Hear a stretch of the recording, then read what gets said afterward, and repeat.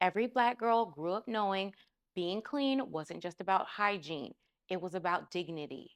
From the time we were little, we were taught that being clean wasn't optional. We used washcloths, exfoliated, and slathered on lotion like it was law. Do you use a washcloth? No, me either. That I is think disgusting. am I scrubbing my body with a washcloth? Yeah. Absolutely not. I know. I think we're. That is like a UTI waiting to I think we're in the happen. minority. I really do. People use washcloths? I think so. Like for their body. Yeah. What do you mean? Like, what are you washing your butt with? My hand. For Black women, hygiene has always been more than just self care, it's perception. Harmful stereotypes have painted Black people as unclean. These narratives weren't just offensive, they shaped the way we navigated the world. Hygiene, amongst other things, became a collective responsibility, not just a personal one. Ironically, African Moors significantly influenced hygiene practices in medieval Europe. You lather up your hands and then use your hands.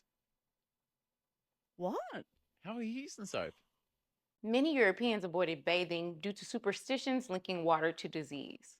Queen Isabella I of Castile claimed she had only bathed twice in her life, once at birth and once before her wedding. European nobility at the time often practiced dry hygiene, such as changing linen undergarments frequently and using perfumes and scented cloths to mask odor. You just gonna put the perfume on the must. We don't do that. Unlike our non Black counterparts, we aren't afforded the luxury of being seen as individuals. When one of us is judged, often that judgment extends to all of us. In our communities, we're often harder on one another. There's this pressure to be spotless. Racism made hygiene a defense mechanism. Ashy skin, unacceptable. Smelling anything less than fresh, never an option. But then we grow up and we hear our non Black counterparts casually admit that they don't shower every day. I only take like one shower every 6 days, so. I made the conscious decision to stop washing my hands. I think when I was in college. Was it college for you? I don't know. That's when I remember it because one of my good friends from college also doesn't wash her hands, and it was like how we had that bonding experience. One day I was like, I'm just not gonna wash them. She was like, I'm not either. I don't wash my hands. I don't really trust people that wash their hands because, well, one, I don't think it does anything. And yet, their personal hygiene habits are seen as just that personal.